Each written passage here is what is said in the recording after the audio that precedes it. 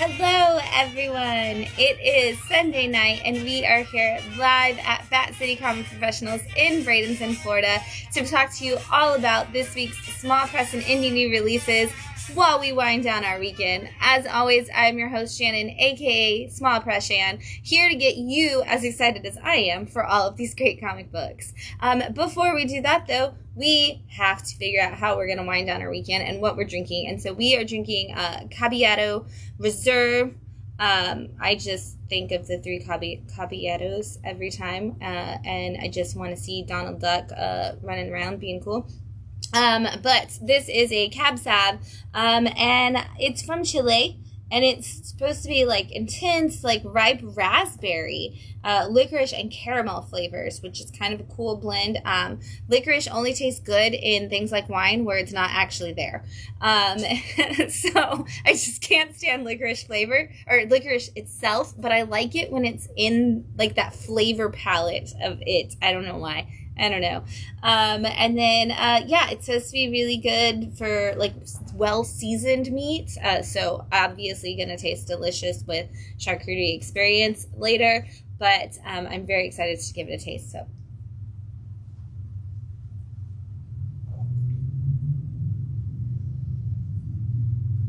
The smell is really strong. It's delightful. Mm-hmm.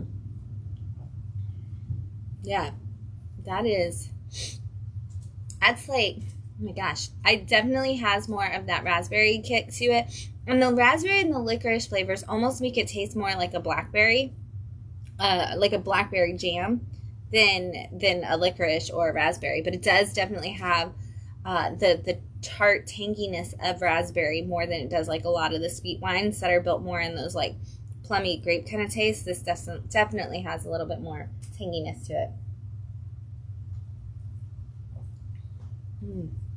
I'm guessing it's like that caramel is that what gives it that creamy texture, a little bit of that. I love caramel.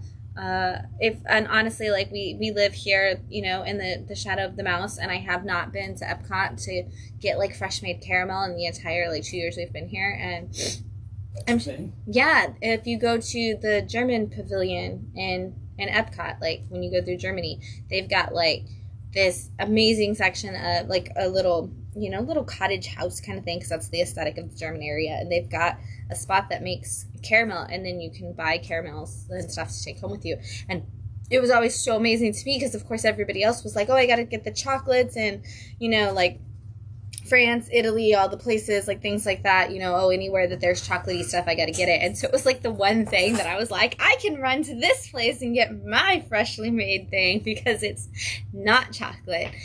So, I'm really excited. This is so good. We're going to be drinking this. If you are hanging out with us, even if you're not drinking anything, let us know you're here. We love hearing what you read this week, what you're excited for, all the fun adventures you've had in the last week. We want to hear about them. So whether you're watching live right now on Facebook or if you're catching it later on YouTube, give us a shout and let us know what you're digging right now.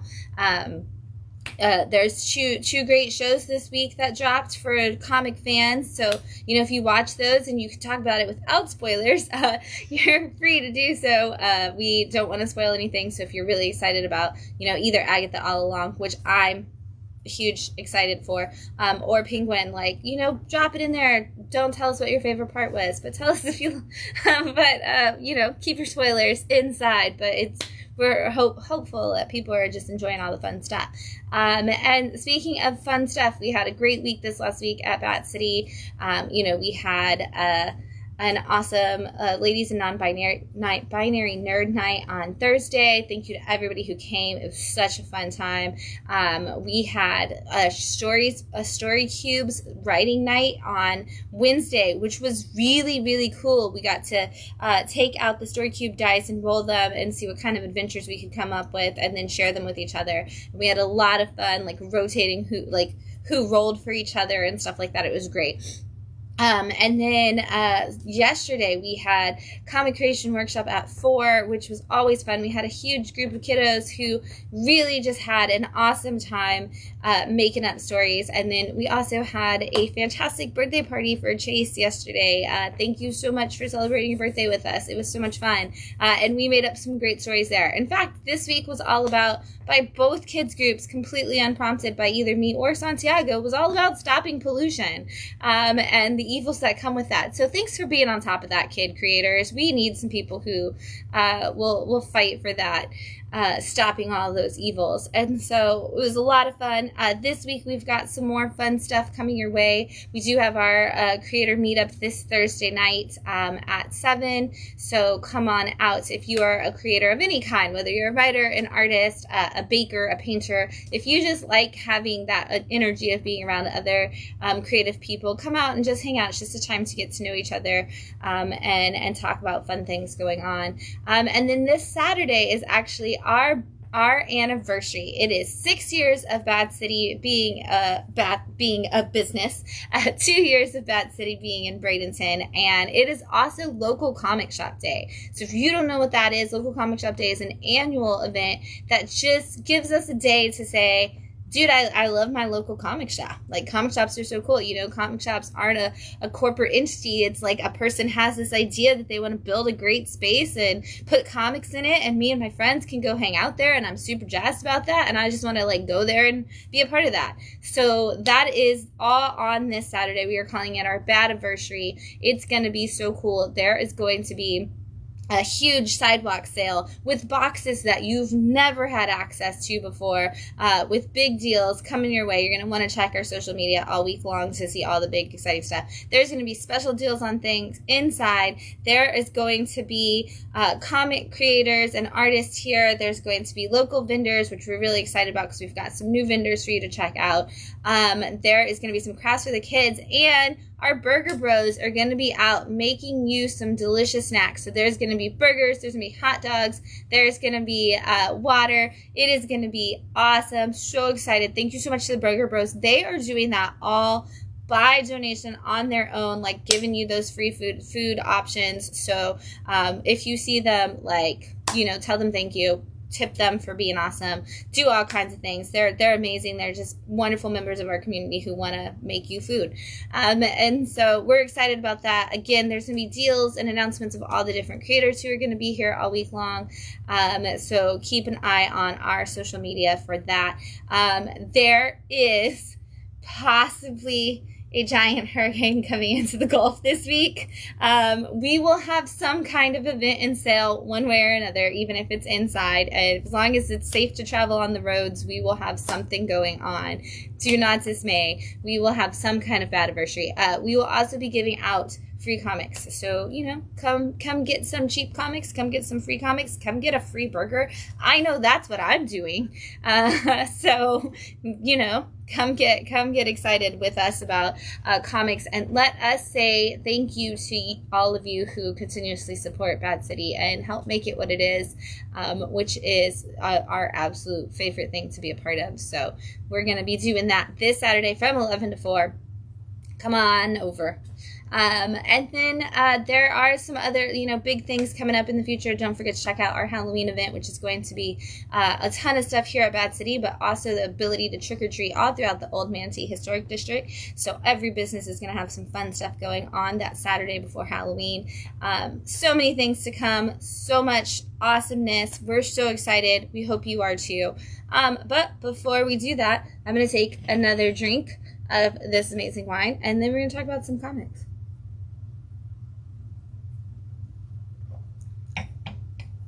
It's so nice to have wine back on the show. We didn't have any last week because we were going out to do a thing, and so it's nice to have the wine.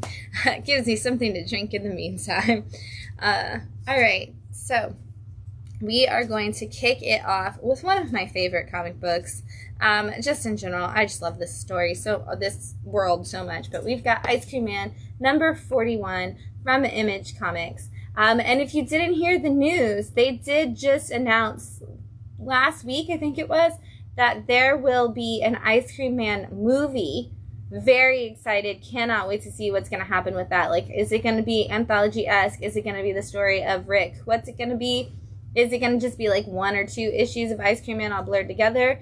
We're going to find out, because this is it's an anthology series, so putting it into movie format is always interesting to see how they end up doing that, since we do have the one thread that kind of ties together. I'm hoping it's kind of trick or treat, like, honestly. But this is the story. In this issue specifically, we are following along with a spy who is on an assignment. And he's, you know, telling us what it's like to be on an assignment as a spy and all the things that kind of go into it. He's got his handler, who, of course, is kind of like just all over the place, not really a quality handler at all. And he is starting to, he's like the guy that they send when they want to like clean up the area. It's like, oh, okay, we got to just like get rid of these people. We got to get rid of this evidence. And he ends up finding out some truth to the situation that he's looking into, and that truth is something that is very dark and very gruesome and very much like some corporate scam, and that the government may be involved in. And he's like, oh my gosh, like, this is really bad, like, there's some really bad stuff going on here. And he gets all kinds of like trapped into this situation really quickly. We kind of get one of our more like high-paced issues of Ice Cream Man, because it is more of like this spy story, but you always have that W. Maxwell Prince existential dread, like the world is out to get us all, and we're really just bugs waiting to, or fodder for the bugs. You get all of that kind of still buried into a spy mission, which is cool, because it's not one of those that you would normally think that you're going to put that existential dread in, so it's cool to see how it fits in. We've got Teenage Mutant Ninja Turtles Saturday Morning Adventures number 17 from IDW. And we're switching gears. You know, the last few issues we've been working on that new pantheon of villains, but we are back into our regular world, and we have found that there is a museum that has an artifact that of course, it's dangerous, because museums are always messing with dangerous artifacts, and they need somebody to help protect it, because every time they try to put this artifact together, it gets taken apart again overnight, and they have no idea what's going on. So Mona Lisa comes in and decides she's going to protect the artifact, but she needs some help. But all the turtles have gone out to a fair to eat some food, except for Raphael, who is punished for being a big giant jerk. And so he's only allowed to leave the house if he's on a mission. So he's like, hey, at least going on a mission with Mona Lisa gets me out of the house. Plus, pretty sure Raphael has a crush on Mona Lisa. And so he goes and is trying to help her, and they have to battle with a mummy who is also in the museum and is going to let us know just what it is about this artifact that he and the turtles and Mona Lisa need to be concerned about. Super cute, fantastic, and I believe this one might be also setting us up for more to come. Yeah, there's definitely some more to come at the end of that one. So, Negaduck issue 8 from Dynamite in our Darkwing Duck kind of mini universe that Dynamite's been building out. I mean, the fact that we have 3 Darkwing Duck titles on the shelf is crazy. So crazy to me. But Negaduck he is, you know, Darkwing's ultimate villain, and he has been trying to find his place in the villain world ever since he broke out of prison. And recently, the villain group that he aligned himself with kind of turned their backs on him and totally 100% built a robot version of him, because they were like, we hate you, but we like your name and we like your power, and so we just need a robot version of you. That means we don't have to keep you around. Well, Negaduck doesn't like that people are trading off his name, and he figures out the mystery behind how this robot was created, and he goes after them in this issue, trying to reclaim his fame and his name and destroy all the evil people who have gone against him. Just classic hijinks Darkwing Duck style, except with no Darkwing Duck actually in it. So if you had some one-off episodes where Negaduck was just on his own, doing his own adventures, this is what that would be. That is the last one in the series for a hot minute. It does say maybe more to come for Negaduck, but we do still have the Justice Ducks ongoing right now from Darkwing, so if you just need to know which Darkwing you're on, jump over to Justice Ducks. We're still solving some cases with them. And speaking of solving cases, we've got Sam and Twitch Case Files, issue 6 from Image and our Spawn universe. I really like this book.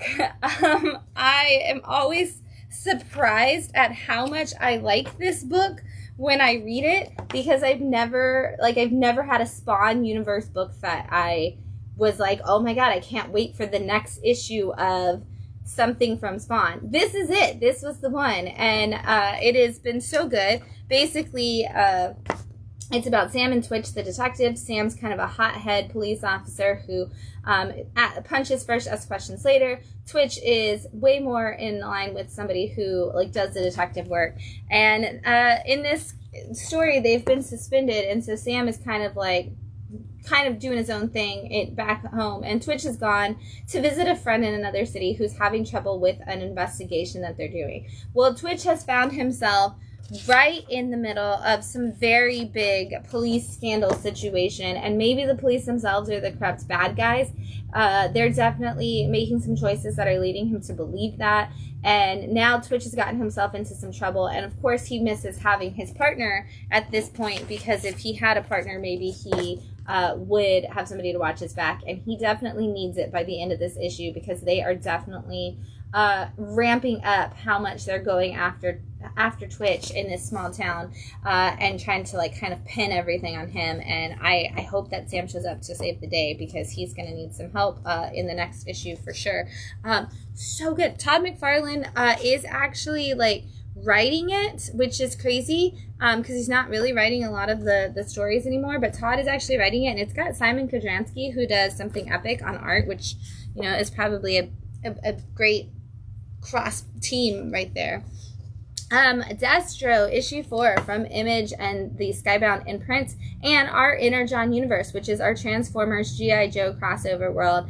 And this has been such a fun one as well.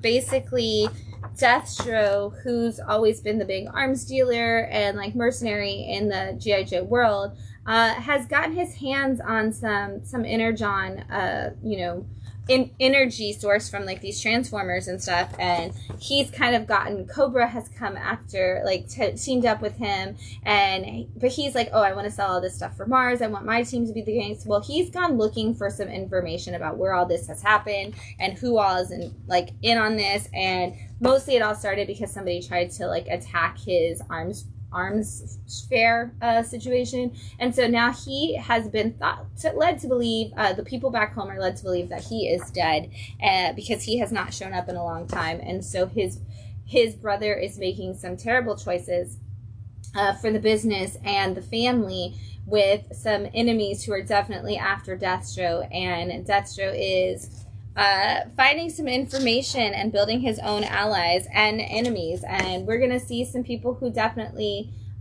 don't need to teaming up, because some bad things are definitely going to happen. Whatever we're leading towards, all of these have been 5-issue miniseries, and so Destro is going to have to make some big plays in the next issue, and it's all going to probably culminate pretty soon in that launch of the actual G.I. Joe title, which I believe will be the ongoing title to companion with the Transformers once a bunch of these miniseries end. Falling in Love on the Path to Hell, issue 4 from Image Comics. This book gets better every issue, which is saying a lot because it was already really good to begin with. But this is about two people who have both found themselves from different times brought into this path to hell. Essentially, they are in purgatory, and there's certain ways that you can go from this purgatory to the full-on afterlife. But we've got one who is a cowboy from the Old West, and we have a woman who is a samurai, and they've kind of been shoved together just because they both don't trust the rest of the people on this afterlife plane, and they are just having kind of their own beautiful like coming together and connection over their loss and their mistrust of other people and their seeming trust of each other. And while they haven't been able to necessarily speak to each other until this issue, it's been interesting to see how they have kind of worked together. And in this issue, the other people on the island have come for the cowboy not once but twice, and he is at this point being shown what it would be like to cross over and how that actually works, and he's got to kind of figure out if he wants to leave and how he wants to do it. But at this point he does have that connection with our samurai woman, and so he's kind of like, hey, if I go, you should go with me, and here's how we should do it, and maybe how we should take everybody else down in the process. It's been really, really great story. Beyond the Pale, issue 4 of 4 from Dark Horse. This is a wrap-up of a wild story. This is about a woman who, during the Vietnam War, her brother has gone missing, and she feels like, as she looks into it, that it seems like a lot of people who go into this one squad, which is filled with people who are from like impoverished communities, seem to be the ones who go missing, and a lot of stuff comes out. And so since she's a journalist, she's like, you know what, I'm gonna go to this place and I'm gonna investigate. And what she finds is that there is way more going on than she ever dreamed of. There is some dark forces at play, and some like essentially selling your soul to monstrous beings and rulers and stuff. And she's like, I have to do something to stop all of this. And we learned all that in issue 1, so I'm not really trying to spoil too much from this last issue. But in this issue, she kind of does have to come with that like ultimate battle of going against these people and figuring out, like, is there a survival chance for her or anybody else in the situation? Because there are some big baddies and some monstrous beings coming towards her, and she's going to have to do her best to survive. And you're going to have to read it to find out if she does. Oh, man. Okay, I've gone back and forth on whether or not I want to save this for a pick of the week, because I just love this story so much. But you know what? We're going to do it right here. Lawful, issue 4 from Boom Studios. Again, I have to say it. This is one of those books like where I'm not going to lie, I like just ordered some for the store because it was Boom, and I was like, ooh, a new Boom series. And it's from Greg Pak, you know, like people who love, you know, his writing on like Darth Vader and things like that will totally fall into this. And then like it came in and I was like, I don't know about that book. And then I read issue 1 and I was like, I know about this book. I love this book. Oh my gosh. And here we are 4 issues in, and I still feel very strongly about it. This is all about a world where essentially if you do anything that could be considered like a sin, essentially we'll use that as the term for it, that you gain some kind of like monstrous piece to you. Scales, horns, tails, fur, like you just become kind of a little monster. And those who are good and live pure lives are able to live in like the inner circle of the world and not like cast out beyond the wall. And those who get too scaly and too monstrous, they just literally toss over the wall. And it follows a teenage boy-ish, I guess he's like teens, and his mom. His dad used to be one of the like great protectors, and he is trained his whole life to do that and have like minimal like even white lie dangers. But what he finds out is that the system is very, very corrupt in several different ways, and he kind of feels like the only thing he can do is take that corrupt system down. And that may cause him to get monstrous in some ways. And he's like, I'm against it. I'm not going to stand up. I'm not going to do the right thing. And then he realizes, like, if getting scales because he did the right thing somehow it makes him a bad person, like, he can't stand aside and just let people use corruption and cruelty to hurt other people and just get away with it. And so it has been so good. It's so wonderful. I love this character. I love his friends. I love the fact that it's like they keep twisting the different ways that people are manipulating the system. And we're learning, you know, that those in power are always corrupt, but why do they not look like it in this book? We're going to find out as we keep reading. Oh, it's so good. K-List, issue 4 from Silverline Comics. It has been a long time since the last issue of this came out, so you may have forgotten if you were reading it, but it is out now. And this is about a guy who is a part of what they call Project K-List back in, I believe it was the 60s, and they basically gave him super serum like Captain America. He became even more superpowered, and then he went out to space to fight something and never came back. And he finally comes back in the now times only to feel like to have nobody remember Project Kalis and what's supposed to be going on. But a situation has come up, and he is the only person that they feel they can send in to stop it. And so he is working to do just that in this issue. And he has to take down some major bad guys. And it does say that this is the last issue, but I feel like it only started to set stuff up. So I think we're going to see another volume of this, because we're just now starting to see what Project Kalis really was and who all's in it, and that the big baddie is on their way. So if you're just looking for an alternate superhero title from a small press, this is going to give you a cool one that kind of has like so much mystery shrouded with it that we still don't really know what it is, and we kind of have a world that we can play with and build from there.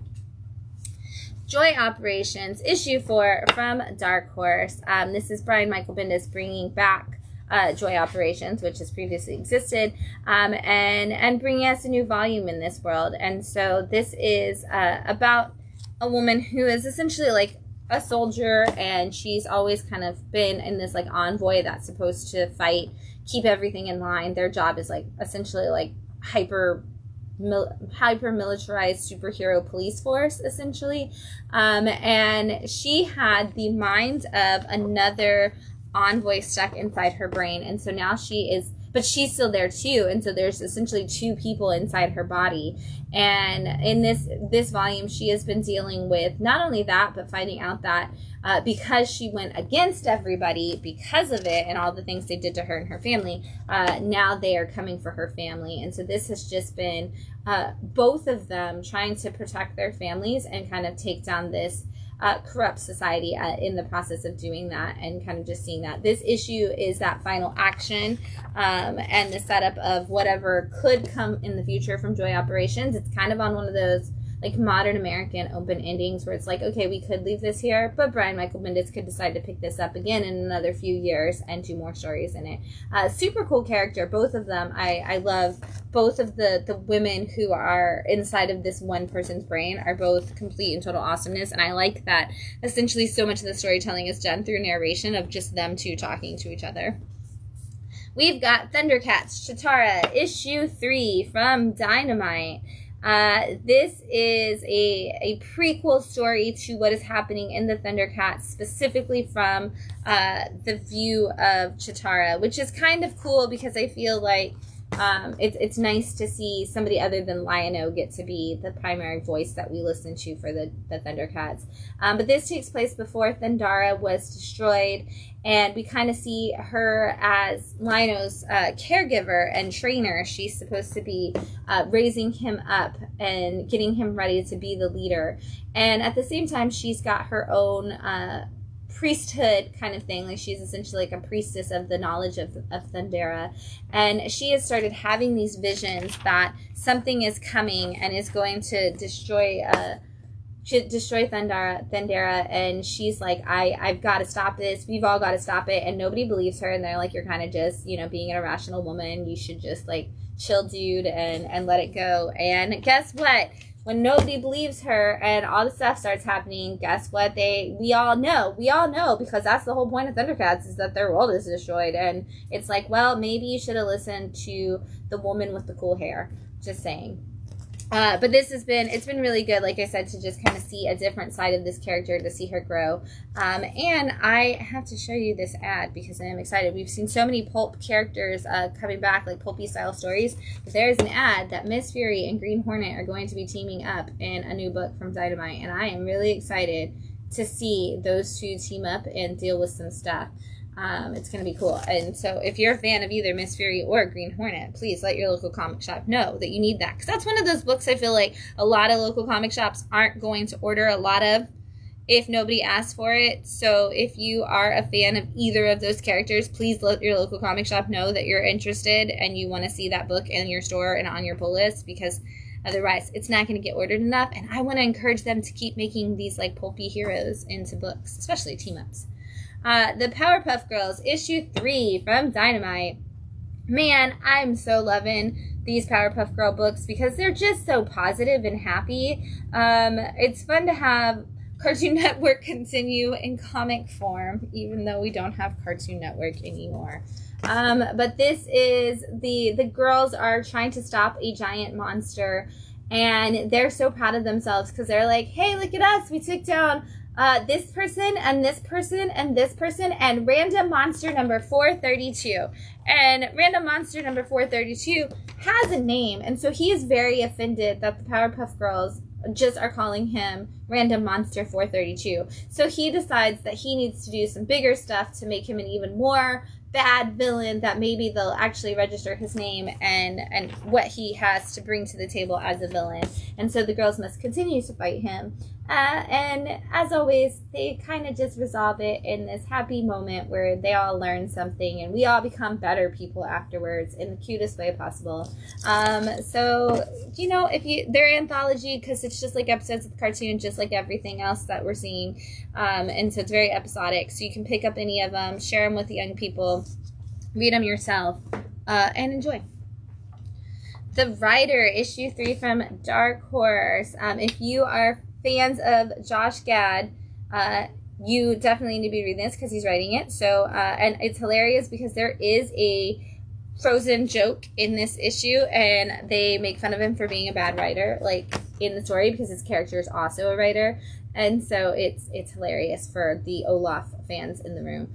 But this is the story of a man who wants to be a writer very badly, at the extent of putting his family aside and not paying attention to them. And he ends up, you know, his wife divorces him, she takes their child, and now he has found that, based off of his own legacy and a situation with his father, that he is now dealing with some historic monsters that are from the Jewish culture. And he must go off and like save his ex and save his daughter and his mom, who are with him on this journey, who are in a lot of danger. And they have to travel through this world. And it seems as though it might be part of like the imaginary world of the child. And they kind of like, the people that they encounter seem to reference her as kind of the queen and the one that they need to listen to. And so it's great to see this kid get her empowerment. This is really, honestly, a really great story. It gives you a lot of cultural moments. It gives you a great family story of the son whose mother thinks of him as a failure, and a daughter who thinks her dad doesn't really care about her, and a dad who is just failing in every capacity as he sees it. Just kind of a moment to bond and deal with these monsters and these mega overwhelming issues. Like, they come to an ocean in this one, and it's like the ocean of sorrow, and they all just kind of like start hating on him and each other, and just like they can't get past it. And it's so great, and you get to see some big like things that you're like, oh, I've heard this story before, and you see how it connects. You see just them in general. It's very you know, in line with kind of the storytelling like you might see in something like Helen of Windhorn. So if you want that, like the fantasy world comes to life with the father and the child, like having to have that exploration, this is another great story for that. And Josh is doing a great job writing it. Paranoid Gardens, issue 3, also from Dark Horse. This is the newest of Gerard Way, the My Chemical Romance lead singer, writing a comic, and this is such a crazy off-the-wall book, which is very Gerard Way's writing style. But this is about essentially like a group home for people who have different types of mental illnesses, who are trying to get the therapy and the help that they need, and creatures of different kinds that are looking for that help. And we learned in the last 2 issues that like the gardens that surround this facility all seem to have some kind of magical protection to them. And they also are the ones who say like who to bring in and who not to bring into this facility. Well, one of our scientists or our doctors has decided that he wanted to bring in some different people, and he's got like some dastardly plan going on. And so he does in fact sneak some people into the gardens, and now the gardens themselves are in danger and everything is dying, and it's like causing the people to have problems that they shouldn't be having. All kinds of bad things are going on. We still don't really know what the garden is, and we still don't really know like why it's impacting it as hard as it is, or who like some of these mysterious people that have been brought in are. So I think we're going to learn some really big secrets in the next issue, because we started to see a little bit more of it start to come to life, and things are moving very quickly with the escalation on what is going on. So it is a fun, crazy adventure that is just constantly keeping you like, where are we going and what is this, and like, what are you building towards, Gerard Way? You're gonna have to keep reading to find out. Witchblade issue 3 from Image and Top Cow. This is a revitalization of the 90s character. It is still Sarah, but we're redoing that origin story, and we've got Marguerite Bennett, who's known for her work on Batwoman, writing it this time, so it has kind of a similar feel to that. But this is all about Sarah, who is a cop, a detective, who is working undercover. She is trying to get just like take down some, vice kind of operations. She's trying to stop some human trafficking and some drug trafficking. And as she is doing that, she gets into a shootout, and this weird amulet bracelet type thing affixes itself to her, and suddenly she finds herself with this like magical power that completely and totally changes her, and she doesn't know what's going on. She's dealing with all of that in all these different ways, and yet she's still like trying to live her life as a cop and as a normal person. And so now she is being hunted by the people who originally got the bracelet from its secret hiding place. They are trying to take her down or corrupt her to come to their side, and she's not really having one of like either of those options. And so she's kind of starting to fight against them, as well as deal with her cases and find out that like, she's seeing the repercussions of feeling like she has guilt for not doing anything sooner. Now that she has this power, she wants to do more, and yet she feels like she has to be careful because it is so strong. It's honestly such a strong redoing of that story from the 90s, and giving her so much more agency than we would see with that character back then, which isn't surprising with Marguerite Bennett writing. All right, Iptas from the Abyss, issue 3 from Oni Press and their EC horror rebuilding that they have been doing, bringing us so many EC books coming out. This one has 3 stories in it. One from Jay Stevens of the Dwellings fame, one from Corvina Becco, and one from Chris Condon. And so the first one is all about, is the Jay Stevens story, and it's all about a woman who works in a morgue, who has to deal with all the dead bodies all the time, and she is kind of over dealing with a lot of the stuff that happens in her life and the people that she is associated with. And so she feels like she needs to take matters into her own hand and kind of deal with that in ways that somebody who deals in a lot of isolation and has way too much time on her mind and would possibly come up with. And of course, it's very, very much like horrific Jay Stevens kind of fun. And then the second one is all about a woman who is a vampire and is out on trying to figure out some situations, ends up on a yacht, and is like, well, this is what I'm gonna have to deal with. And so she has to figure out how to survive on the raft when the yacht crashes, and she only has like the 6 survivors, and she's trying to be like, I have to keep these people alive as long as possible without dying in the sun. And it's kind of a fun place where we don't usually see a vampire, so it almost was more of a fun story than a horrifying story in any way, but it was super cool. And then we have the last story, which is all about a conversation that a professor is talking about in a school about, the Devil's Road and those crossroads situations, and where you can make those wishes with the devil that you can make to try to save your soul, and telling stories about musicians and people who have sold their soul for lesser reasons. And we see a man come to that crossroads and ask to save his wife from a situation that he probably put her in himself, and is looking for a way out of it. And those deals just never go the way that you want them to go. And so it's a nice cyclical story of adventure, of making wrong choices with the devil. So if you didn't pick it up, these are all anthology. All of our EC books are going to be anthologies of horror, suspense, sci-fi, fantasy, things like that. This is your classic horror EC book, so you're going to want this one. You can pick up any of them. You can pick up all of them. They're great. For those of you who are collectors, who want to make sure you have things, they do not make second prints of these.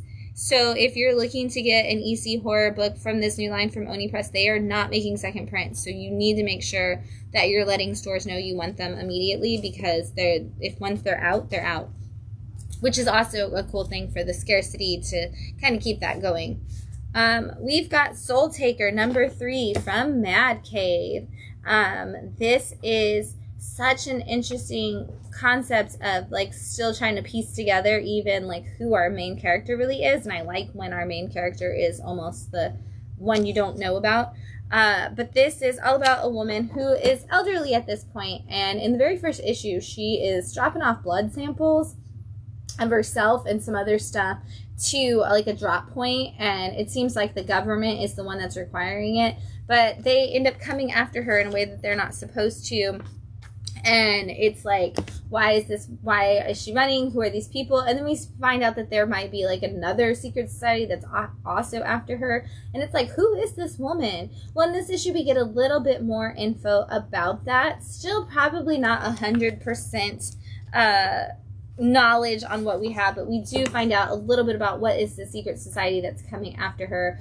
Who are these people? Why are they after her? Why is she somebody that's been on their radar all this time, and how far back that actually goes? We kind of get a little bit of that origin story, but we're getting it from the side of the people following her and hunting her more than we do from her own side. And it's fascinating to see, you know, just exactly like how long this like hate and like misfortune essentially this woman has dealt with has been going on. And I don't want to spoil that origin for you, so I'm not going to show you the back half. But this has been such a great read, and as all things right now, Mad Cave is just crushing it.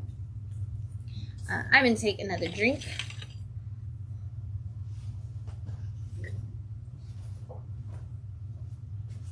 That's delicious. It's even better. I love when the wine, like we're like halfway through the show and the wine's like set longer and had time to breathe, and then it tastes like really, really rich. Oh my gosh, it's so good. Always good to like open up your wine a little bit before you want to drink it, just to give it that time to breathe, because it gets stronger as it aerates. That's the word, right? Aerate? Haha, nailed it. All right, we've got the Power Fantasy issue 2 from Image Comics.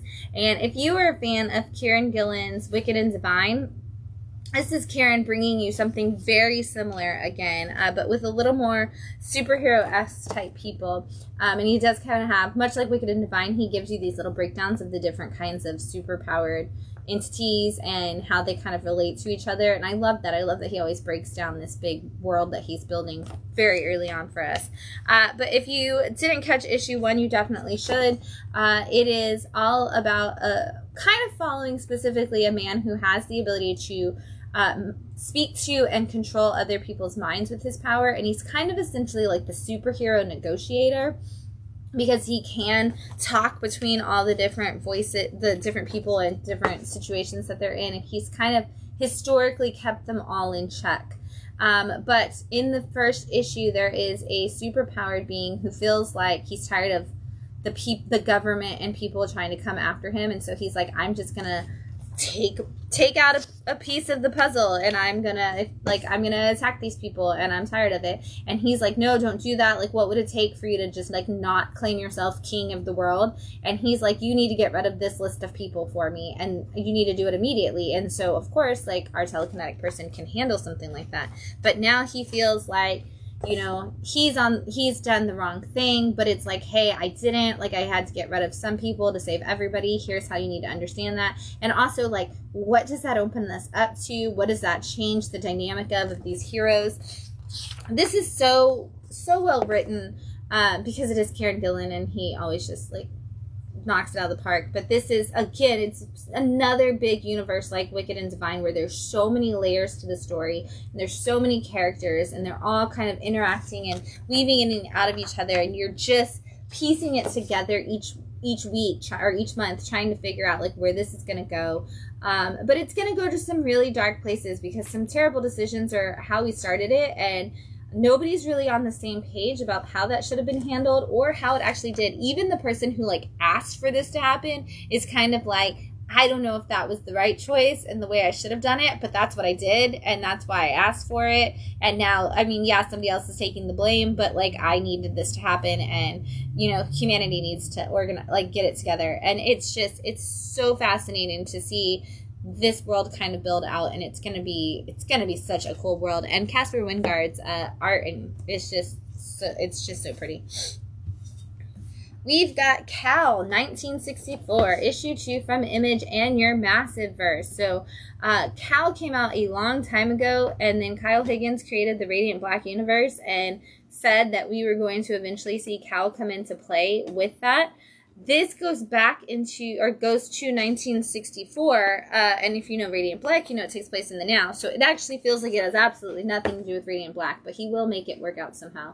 Other than the fact that it is the Chicago Organized Workers League, so it is a union for superheroes in Chicago, and this is in the 1960s, so he is trying to expand that union to beyond just Chicago. He's like, if I can get New York and LA involved, I can...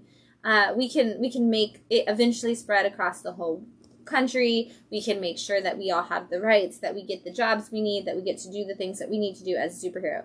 Except this is a union man who nobody really trusts. You know, he built this union not because he was really trying to help superheroes, but because he's kind of a bad person, and he was trying to take advantage of it for his own good. And now they're like, you know, some people are like, okay, maybe we need to come in and help, and maybe we need to come in and like run New York and LA and fix it.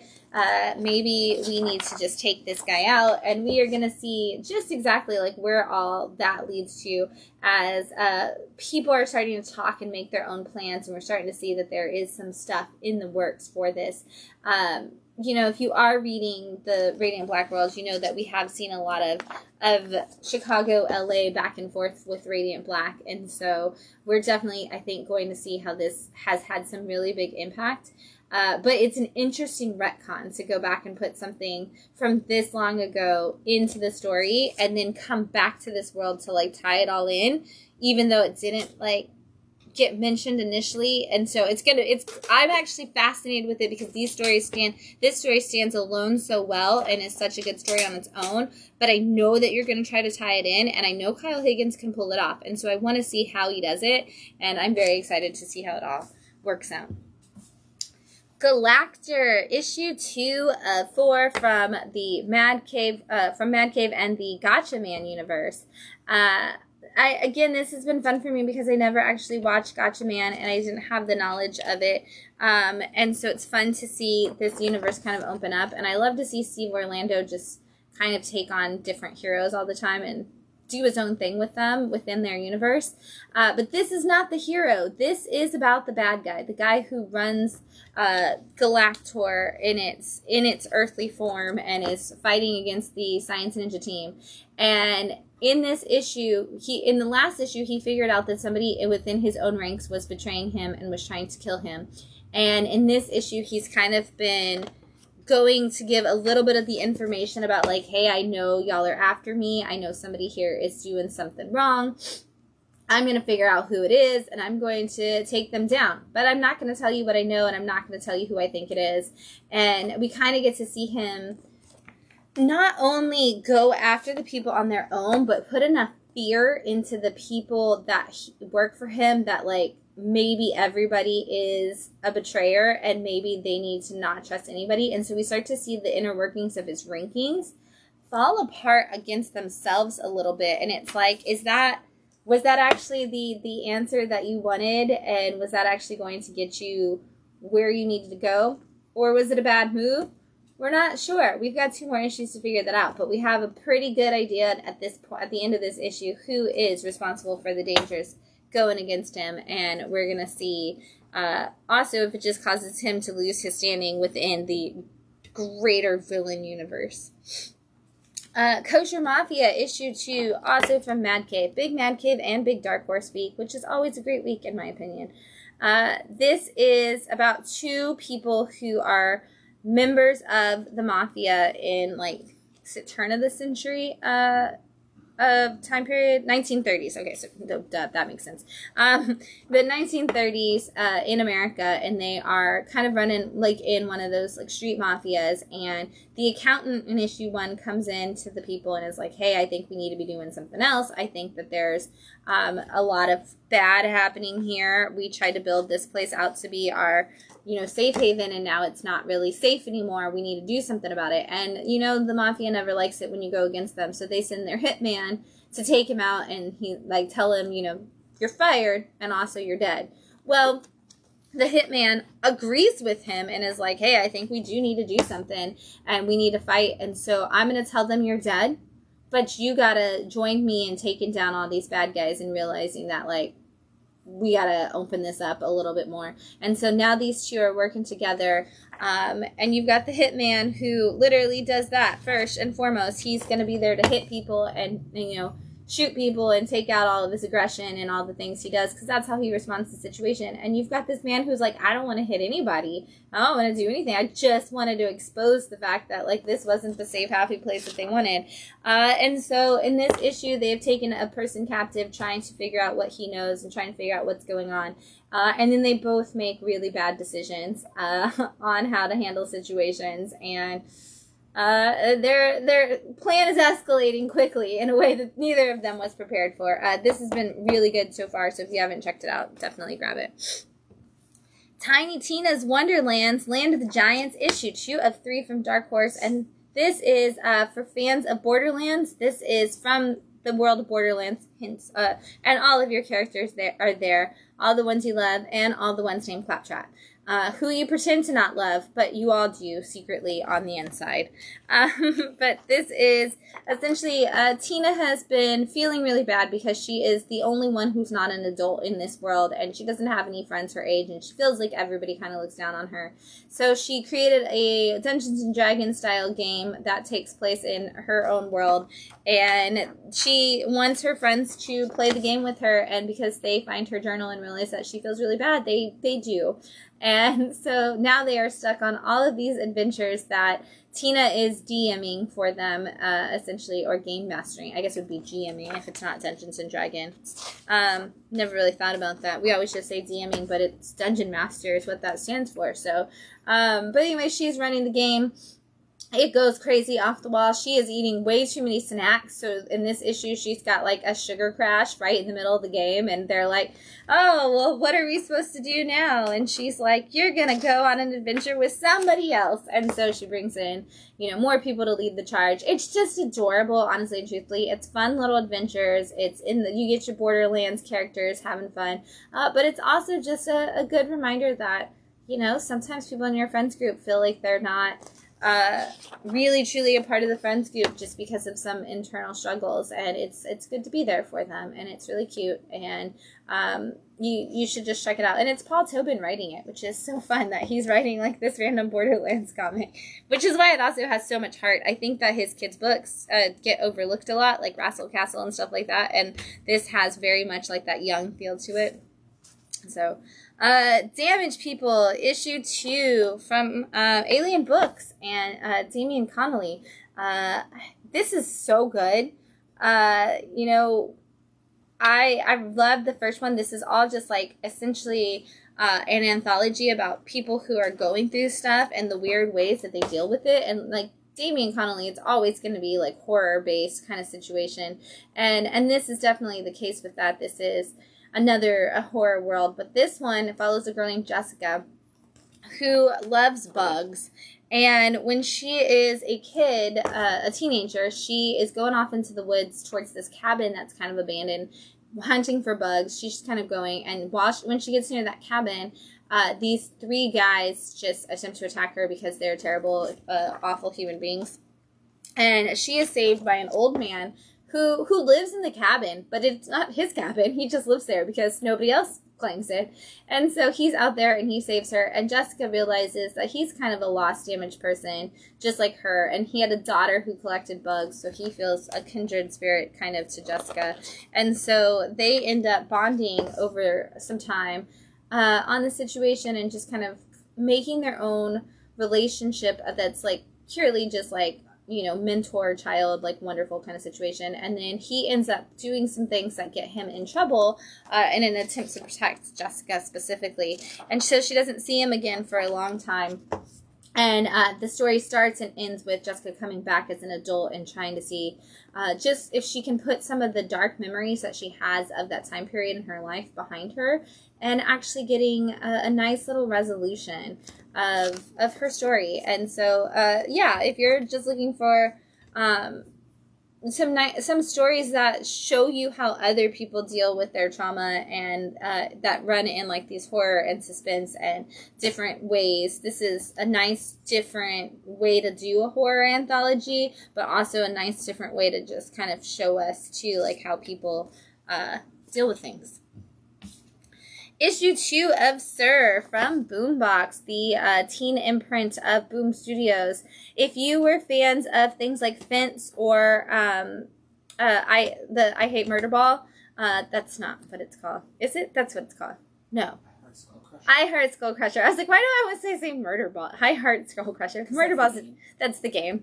I Heart Skull Crusher and Fence, if you were a fan of those books and you put them together, this is what you get. This is, which are great, both Boombox books from Boombox. Wow. So this is about a girl who, her girlfriend has disappeared. They're teenagers, and her girlfriend disappears, and she's not really sure, but she knows she went to the school. And so she sells a bunch of her parents' company that she's supposed to be in charge of, uses the money and the status of it to like get her into the school.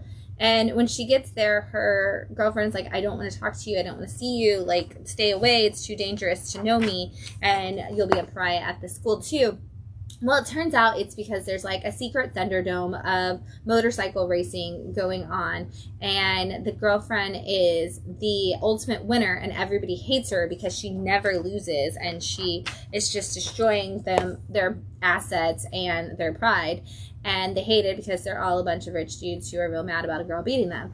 And she shows up to it and figuring out that her girlfriend is this person, and they use that against the girlfriend. And so she ends up in issue 1 like losing her race. And so in this one, it's kind of the fallout of all that, of, well, this is why I was trying to, you know, win all these races, and this is what I wanted, and this is why I wanted you to stay out of it. And so now we need a new champion and a new person to go against these dudes, and we are going to get that in our main character as she's going to step up to the plate, and it's going to be so good. I love it. It's just so positive. This is one of those, if you're a fan of manga, but you like like if you're a fan of anime, but you don't want to read manga, you want to read American cartoons, this kind of gives you all of the same thing, like most of those Boombox books kind of do, like Fence, which is very Yuri on Ice, and I Heart Skull Crusher, which is just all of the ridiculous off-the-wall sports mangas. This is,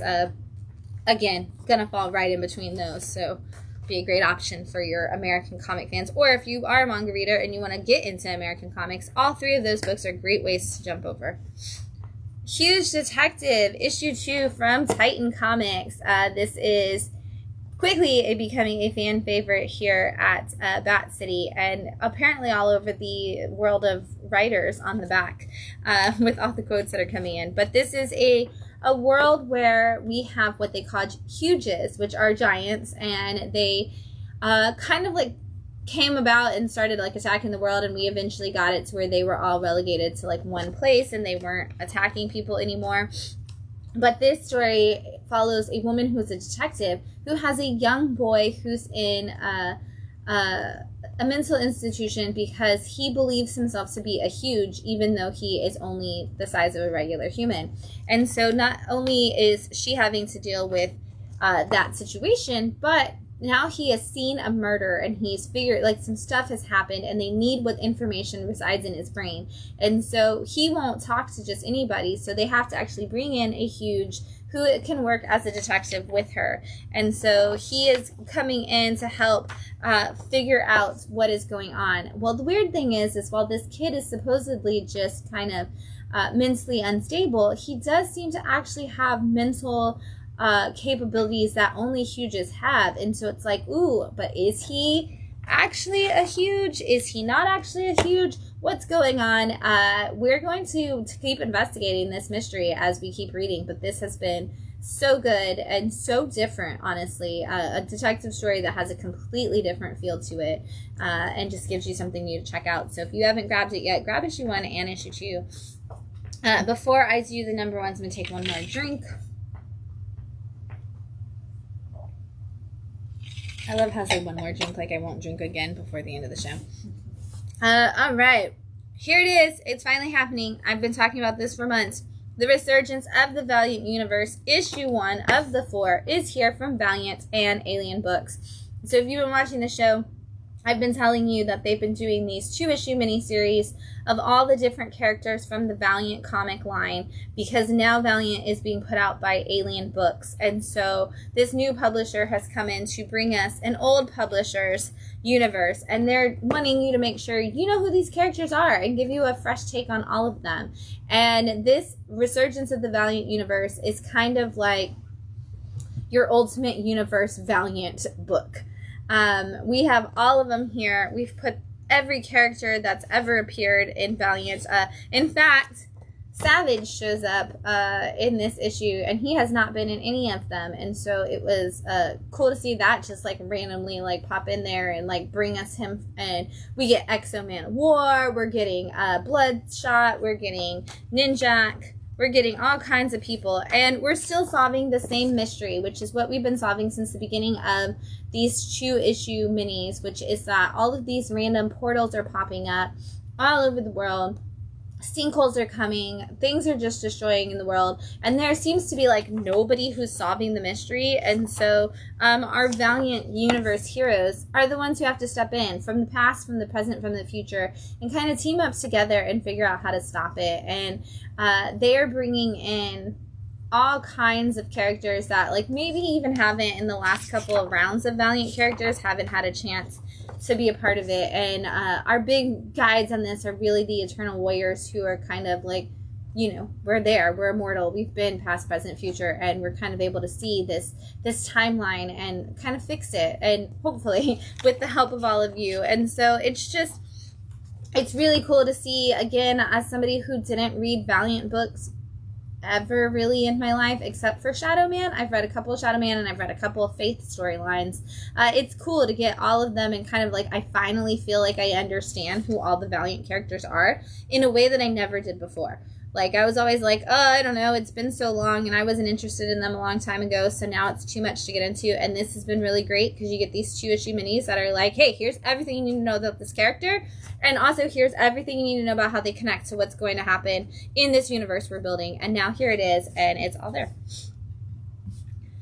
We've got Monsters, issue 1 from Keenspot. All right, all my Universal Monster fans, here's another one you're going to want to add to your list, because this is another just fun take on some your classic Universal Monsters world.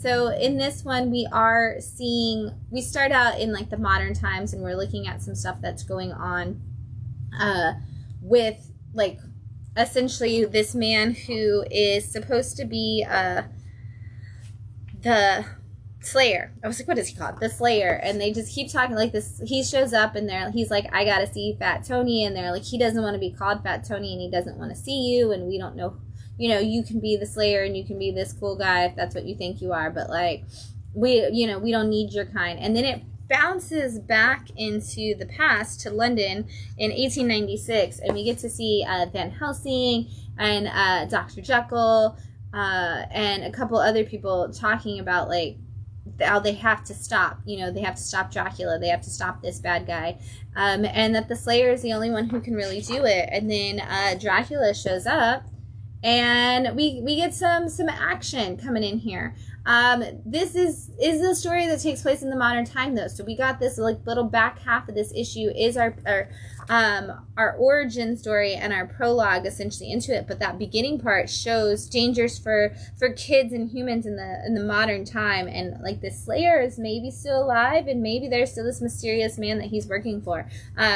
We're going to see all of the Universal monsters in this, and I'm going to be so excited and so stoked, and I'm so glad this is coming out. So if you are a Universal Monsters fan and you want this is another one you need to let your local comics shop know, because Keenspot is another one of those publishers that flies under the radar a lot. And so if you're like, hey, I really want to get that, and I saw that on Wind Down Your Weekend, make sure you tell somebody, because you don't want to miss it.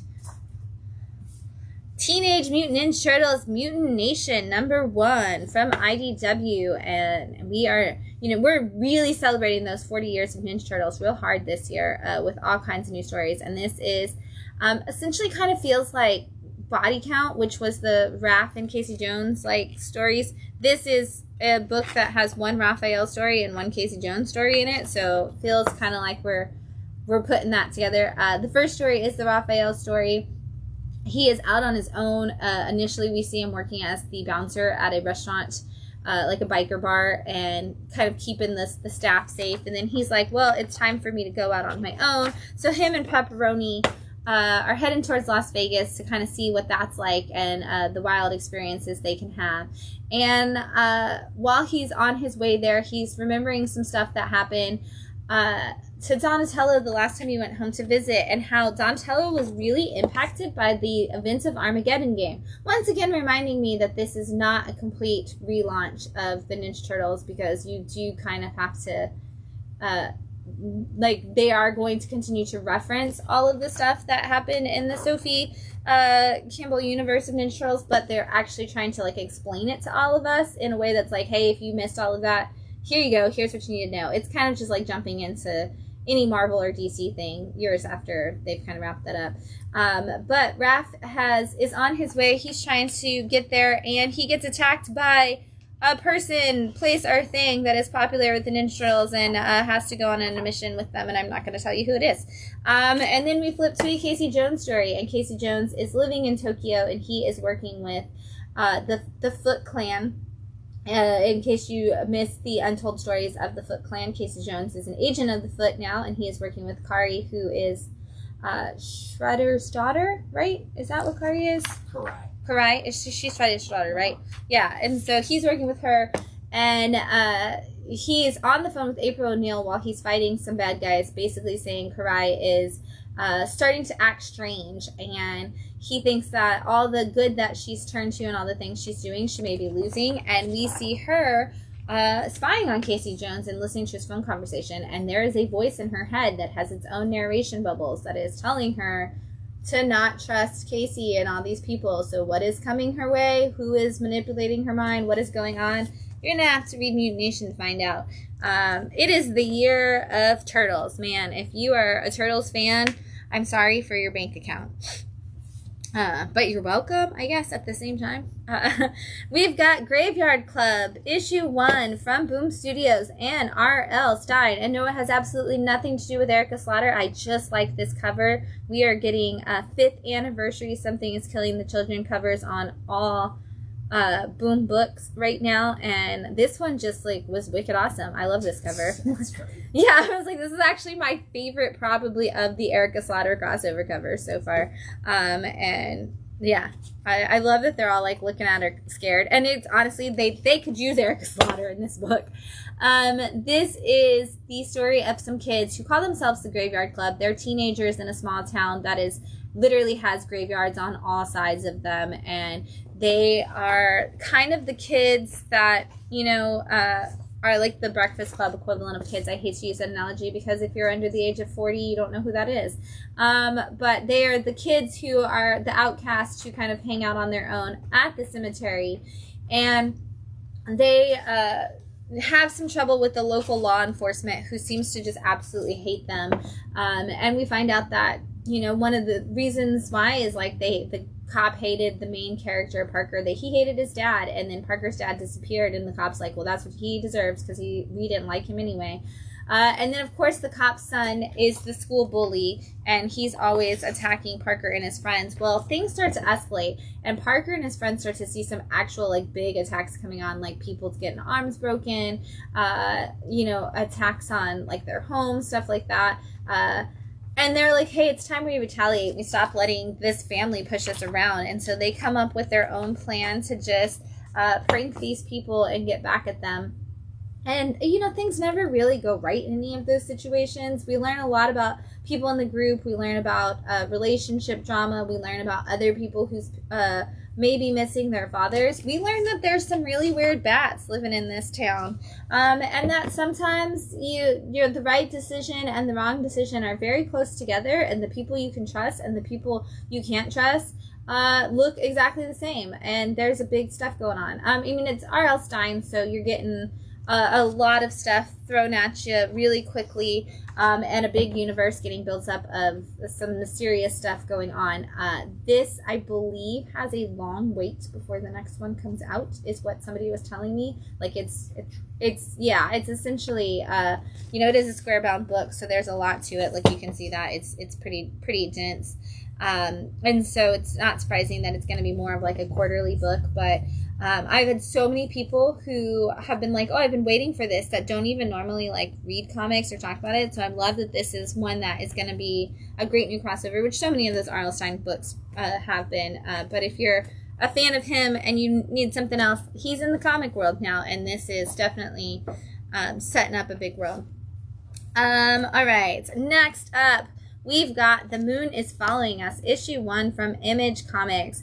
And if you are reading Transformers, Daniel Warren Johnson is doing something else right here, so get ready for it. But this is definitely going to fall more in line with the Do a Powerbomb kind of storytelling that we get from Daniel Warren Johnson and the world that comes with that. So this is about a husband and wife who are having to make their way through a very dangerous, like, mythical world. Everywhere they turn, it's like you need to fight these bad guys. You need to, like, fairies and monsters and demons, and, you know, oh, you can make this kind of magic happen and help you. And they seem very strained. Like, it's like the husband, like, doesn't want to hurt anybody, and he doesn't want to necessarily, like, take any big chances. And the wife is like, we're trying to save our daughter. I will kill anybody, and I will burn anything down to get to my daughter. And he's like, yeah, but what if when we get to her, we're completely different people, and she doesn't, you know, we're not right for her anymore because we've turned out to be the bad guys. And she's like, we've got to, I don't care as long as I get her. But we find out that this world is something that, you know, they can go in and out of and need to go in and out of at times. And it is actually the only way to save their child. And so they are going to fight this adventure. This is going to be really, really good. I know already, I've heard Daniel Warren Johnson talk about this book. It's something that he feels really passionate about. It's something that is going to tell us a really big story, and it's something that is going to break our hearts in the same way that Do a Powerbomb did. So just be prepared to cry. Get your tissues, but, you know, you might not need them until later in the adventure, but at least you're going to get a big adventure right now. And he's got Riley Rossmo on art on it, but he is also doing part of the art, so you're going to see two different kind of art styles come together, and it's going to be a really cool story, so definitely check that one out. All right, and I got 2 picks of the week for you. The first one is The Masked, oh my gosh, I looked it up how to say it, and I already forgot, Mocker, I think is how you say it, issue 1 from Dark Horse. It is Yiddish for big shot, and so this is also, I think, in the 1930s, 1933, 1994. The narrator of this story is fantastic. But this is about a guy whose last name is Hollywood, and he wants to be a big shot actor, and he has a great big audition one day, and on his way to his audition, he gets a flat tire, and the place that he breaks down in front of is a small wrestling arena in a time where nobody really cared about wrestling. And the woman outside is like, hey, I'll pay you $5 to come in here and wrestle. And he's like, I'm on my way to a audition. I'm going to be a big famous actor. And she's like, cool, don't you need $5? So he calls and he like delays his appointment with his audition and goes in to do this because he does in fact need $5, because if he doesn't pay his $5 rent, he's getting kicked out of his apartment. He goes in, participates in this wrestling match, earns his $5, and then is like, great, that was fun, thanks everybody. Well, they're like, hey, we need a mask mocker. We need somebody to be this character for us. He's the pride and joy of this arena. We need somebody to come in and do it. And he's like, well, that's not going to be me. Good luck. I'm going to Hollywood. And we get to see just how that works out, and how like this whole world of people is like kind of dependent on it. And it's so great. Like the woman is just classically like cold and calculating. It feels like that she just wants to get this done. We've got a young couple who is working to kind of survive in this 1930s period. We get some cameos from some 1930s people that are well known in this book. It's definitely building out a really great story, and I can't wait. It's going to have a lot of heart. It already does. A lot of fun twists and turns, a lot of big story pieces, and you're honestly not going to need to care about wrestling at all to love it if it goes in the same way that this first issue did, because he doesn't know anything about it either, and wrestling's not like the big focal point, but it's really good. And then lastly, we have Guilt Frame issue 2 from Dark Horse Comics and the Flux House imprint, which is Matt Kent. This is so good. This is so good. So far, this is also a square bound. I was going to turn it sideways, and it's another square bound book, so it's got a ton of story in it, and it is all about an aunt and her nephew who believe themselves to be a great team of detectives, and they have gone on a trip to Paris because she has these antique chairs that she thinks are supposed to house some jewels that have been missing, and so she knows that these chairs are at least like valuable, if nothing else, and so they get there, and while they're in France, they're told like, oh, these aren't the chairs you're looking for, these are just knockoffs. And then they go to look at some other stuff. They go to have a meeting with somebody, and it turns out like this person is dead. Its museum has been robbed and like ransacked, and so now they're caught once again in the midst of a big giant mystery, a murder mystery, and they're like, well, we can solve it for you. And the detective's like, you're not part of my investigation team, you're part of the investigation, like you're suspects. And they're like, no, we're not suspects, we're a great tag team duo of murder mystery solvers. It's okay, you need us, we're here for you. And they just keep getting right in the middle of the way of this crime scene and trying to figure it out. But what I love about this issue specifically is this is when the detective's doing all his interviews and trying to piece it together. And so we get like these filled out sheets of paper from each of the witnesses on what they think they saw, our suspects on what they saw and where they were and all that. And then we get to see their interviews, and then we get to see the aunt and nephew like sit there on the other side of the air conditioner vent trying to see like, oh, it's definitely them. And it's so funny because they come in immediately like, we know who it was, but they have different answers, and then they listen to everybody's story and they're like, oh, it's definitely that person. And they just kind of do that after everybody. So it's like, are these people actually any good at solving murder mysteries, or are they just ridiculous? We're gonna find out in the next issue for sure. But it's so good. It's such a fun, amazing story, and just I love it so much. And if you read Spy Superb or anything else really that Matt Kent did, he's got a great sense of spy thriller mixed with comedy in that perfect way. And this is really good for fans of Knives Out. What's the name of that movie? I'm gonna miss it. And again, pretty much the size of a trade paperback when you grab it to read it. So each of the issues is going to be huge. So check that one out for sure if you're fans of any kind of murder mystery detective style stories, because it's a good one. Returning this week was Ultra Mega. This is issue 5, and it's from Image as well. If you didn't read Ultra Mega, you cannot pick this up. You need to know what is going on in the Ultra Mega world. So grab that after you grab a trade paperback of Ultra Mega. We had Caballero issue 1 from Blood Moon. This is a new superhero world that they're bringing out, and that's just the origin story of the characters. Labyrinth has a new Jim Henson story coming out starting this week. Ginny Sparks is hitting issue 2. This is Tom King bringing another DC hero that we don't talk about too much from like the Wildstorm world into the foreground. Avatar Frontiers of Pandora issue 6.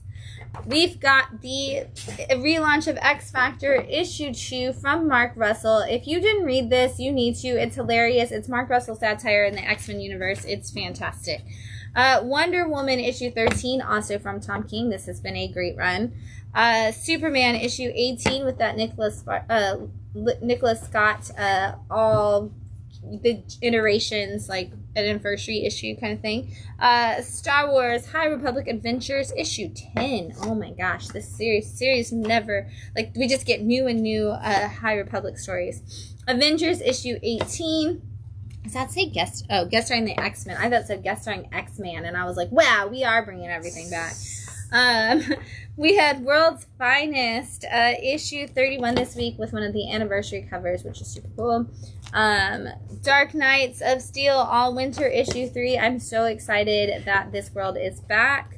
And in addition to that, back again is Dazzler with her issue 1. I'm excited to see what Dazzler's story is going to entail this time.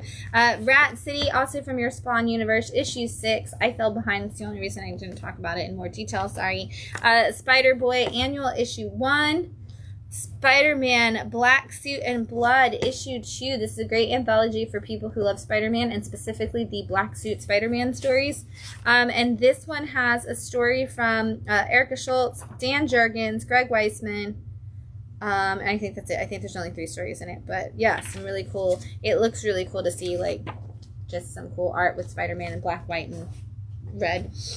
We've got some trades. Godzilla War for Humanity is finally out in trade, and I know so many people loved it. And if you don't know why you love it, you haven't seen inside. It is so cool. You gotta read this book. It's, as all things Godzilla should be, a great story of family and people and the scientists who are making bad choices, but also it just looks so cool.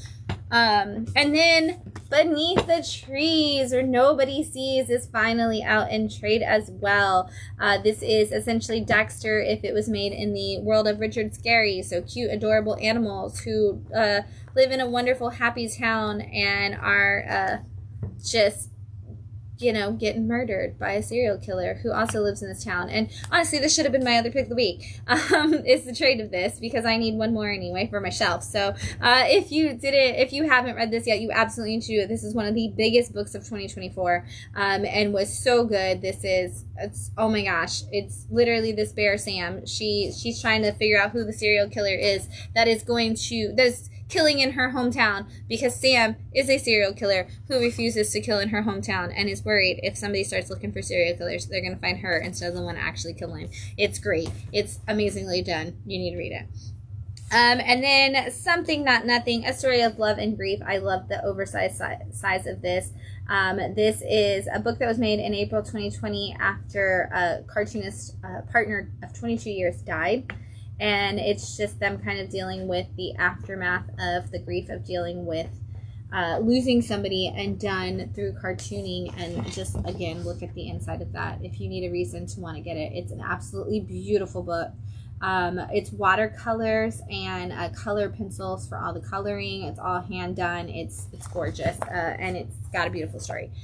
That is what we have going on for those books this week. Also, amazing, as always, comic books. I love them. You're wonderful. Coming up again, don't forget, this week we have Creator Meetup on Thursday night, where we will be hanging out in the classroom talking about just fun things that we like to do as creative people. And so any kind of creator, you're welcome. Come hang out with us. And then this Saturday is our Badiversary. Free comics, free burgers, hot dogs, and water from the Burger Bros, again, who are just completely donating their time and their food. It's amazing. We also have a huge sidewalk sale. We have the huge inside sale. We have creators coming. We have vendors coming. We have crafts for the kiddos. There is going to be tons of stuff going on from 11 a.m. to 4 p.m. this Saturday. You don't want to miss it. It's our way of saying thank you to you. It's our way of celebrating Local Comic Shop Day, and a reminder that local comic shops only exist because amazing people like you come to them. So come out, support.